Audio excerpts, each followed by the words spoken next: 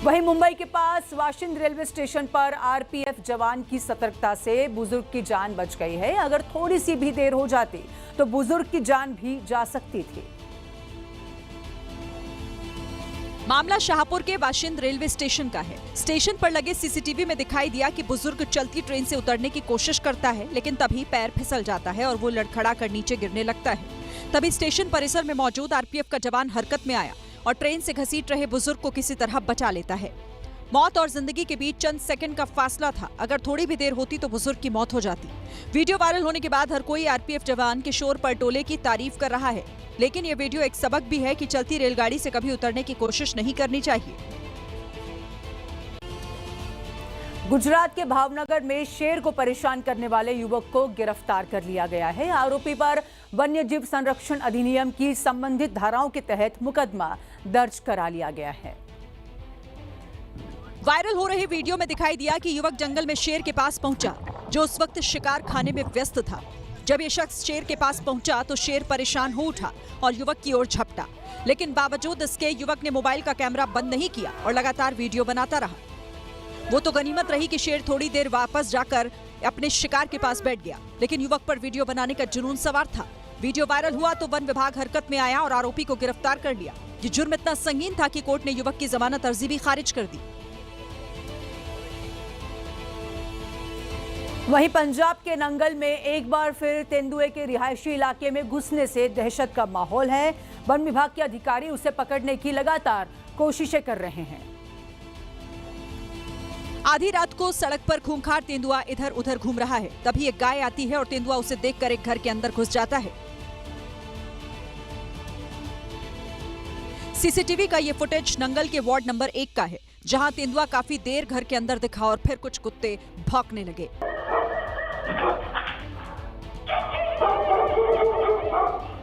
तेंदुआ इन्हें देखकर वहां से भाग गया। तस्वीरें 29 जुलाई की हैं, लेकिन इलाके के लोग अब भी डरे हुए हैं। वन विभाग की टीम ने तेंदुए को पकड़ने के लिए पिंजरा भी लगाया था, लेकिन ये पिंजरे में ना जाकर रात के समय खुले में घूमता नजर आया। हरियाणा के नूह में रात के अंधेरे का फायदा उठाकर चोर पहुंचे और बंधे हुए जानवरों को खोलकर अपने साथ ले गए, लेकिन चोर अपनी मंशा में पूरी तरह से सफल हो पाते उससे पहले ही उनका सामना ग्रामीणों से हो गया। देखिए क्या हुआ। फिर क्या था, ग्रामीणों ने चोरों को जानवरों जैसे ही पेड़ से बांधकर सबक सिखाया। इसके बाद गांव वालों ने बाल काटने वाले को बुलाया और चोर को गंजा कर दिया। ऊपर लगा। दरअसल इन चोरों ने काम ही ऐसा किया था। सीसीटीवी में 4 पशु बंधे दिखाई दिए, जिसमें 2 गायें और 2 भैंस हैं। उस वक्त घड़ी पर देर रात 2:45 हो रहे थे।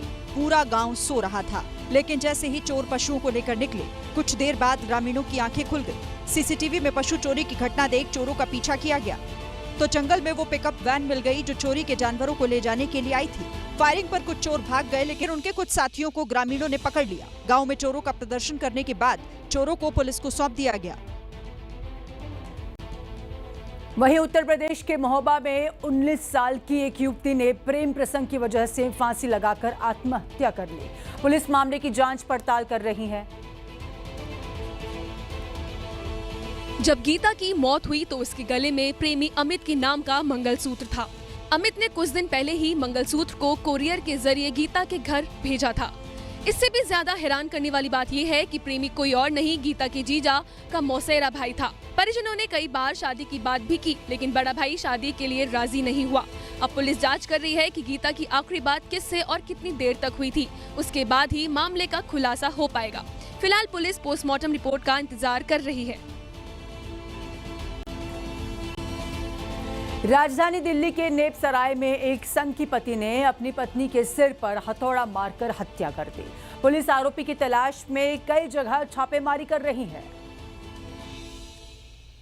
आरोपी प्रमोद झा बिहार का रहने वाला है और कत्ल की पूरी तैयारी के साथ दिल्ली आया था। वारदात की रात जब घर में सभी लोग सो रहे थे, प्रमोद चुपके से किरण के कमरे में घुसा और सिर पर हथौड़े से कई वार कर उसे मौत की नींद सुला दिया।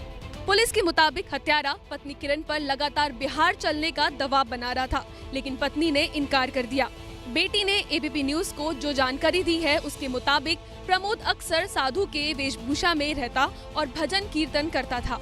इधर पुलिस ने आरोपी की तलाश के लिए एक टीम का गठन किया है, जो रेलवे और बस स्टेशनों पर खोजबीन कर रही है। वहीं यूपी के गाजियाबाद में पुलिस ने बच्चा किडनैप कर बेचने वाले गैंग का भंडाफोड़ कर दिया है। पुलिस के मुताबिक उनका जाल सिर्फ उत्तर प्रदेश में ही नहीं बल्कि उत्तराखंड समेत अन्य राज्यों में भी फैला था। सबसे ज्यादा हैरानी वाली बात तो ये थी, गिरोह में अस्पताल की नर्स, आशा वर्कर और मैरिज ब्यूरो में काम करने वाले लोग शामिल थे। ये गिरोह एक व्हाट्सएप ग्रुप पर बच्चों की फोटो डालता था और फिर एक एक कर सबकी बोली लगाई जाती थी। पुलिस के मुताबिक ये गिरोह अविवाहित लड़की और गरीब घर की औरतों से बच्चा लिया करते थे, लेकिन अगर डिमांड ज्यादा होती थी तो ये बच्चों को किडनैप भी किया करते। दरअसल गाजियाबाद में 4 अगस्त को किडनैप हुए बच्चों को पुलिस ने 4 घंटे में बरामद कर लिया, लेकिन जब किडनैपर पकड़े गए तो इस गिरोह का पर्दाफाश हो गया। फिलहाल पुलिस ने इस मामले में 2 महिला और 2 पुरुष की गिरफ्तारी की है। मास्टरमाइंड रंजना की तलाश अब भी जारी है।